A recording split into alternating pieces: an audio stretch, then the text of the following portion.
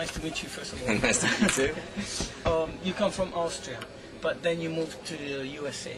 So can you tell us which are the most important differences that you found in the drumming and music from the European side and the American side?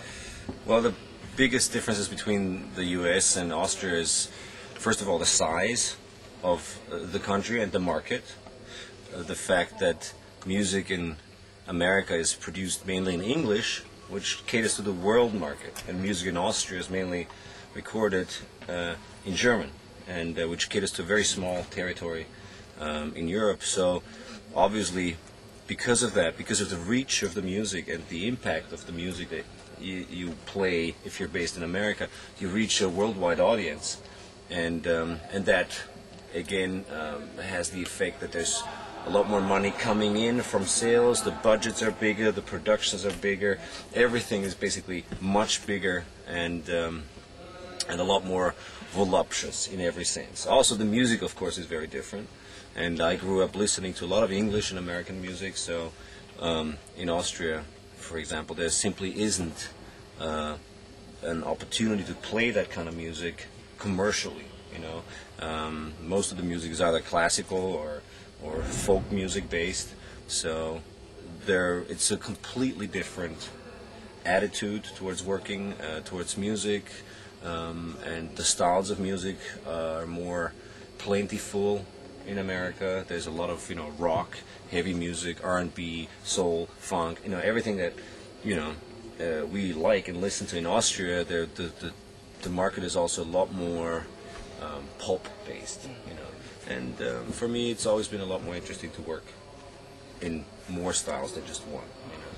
Of course, what you say is absolutely correct. In classical music, we have Schubert and Strauss, Bach, Beethoven, Mozart, you name it, but this is a very young instrument and was never used in classical music. So these days, in modern times, you have to, if you play a modern instrument like the drum set, you have to go where the market for it is. And it's definitely more in America, which is where this instrument was born and where it's mostly used musically, So I decided to go to a place that is more, fertile ground for my musical expression.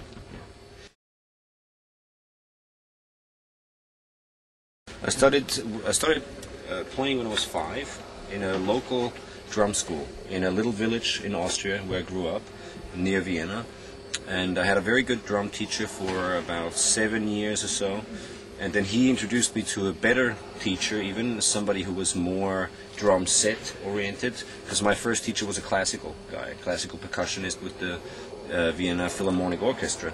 So he introduced me to somebody who was more drum set focused after about 7 years, and then I learned from that teacher for another few years. Then I joined the Conservatory of Music in Vienna and the Music Academy in Vienna, and I studied classical and jazz drums there for about 5 years. And then during that period I also took a lot of private lessons from different teachers in Austria, in Germany. I traveled all over the place to get some more information. I studied a lot from books, of course, and videos at the time.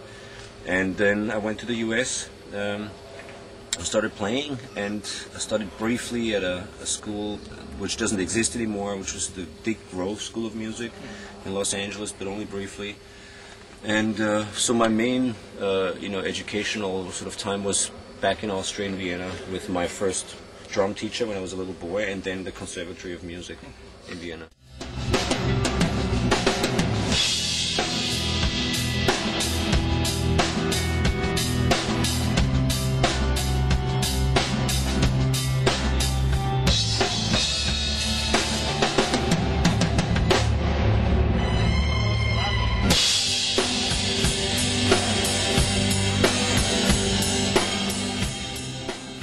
Yeah, I try to be. I write a lot of music also. I produce a lot of music. I play bass, and even with Gianna before on some of the tours a few years ago, I played bass, not drums, and I play piano and I write a lot of music at home. So I try to be sort of generally active musically, not just on the drums. Yeah. As a producer, yes, I do. As a producer, of course, I have all creative freedom As a drummer and sideman, no. It's I play the songs the way they're supposed to be played, the way they were written, and with the intention that the composer or artist had in mind when they wrote the song. And sometimes the artist, you know, like in this situation, Gianna, for example, I also played on Gianna's records, so it's easy for me to recreate what I did in the studio, because in the studio Gianna pretty much left all the freedom to me, or the producer even, to try and experiment and come up with the best possible drum part that suits the song. And then in that, you know, situation or incident, it's easy to recreate that live. On other things where I haven't worked on the album, for example, and I'm recreating something live, I try to stay as close as possible to what happened on the record and recreate that. And then obviously in a live situation you always have a certain amount of freedom to add a little spice and do something to increase the energy and the flow of the music, and nobody complains. You know, if you enhance the music with your, you know, a little bit of freedom that you have and expression, then everybody enjoys that. Yeah, there is no rule really. Some songs I play exactly like on the record, like stroke for stroke, because it's the best possible way to do it. At rehearsals I often experiment, try something different, maybe even change the beat or the feel or, you know, sounds, etc. But then usually there is the case where a song works best exactly the way it was played in the studio, and in other situations you have to simplify it a little bit for a live situation, especially for arenas like this, for big venues.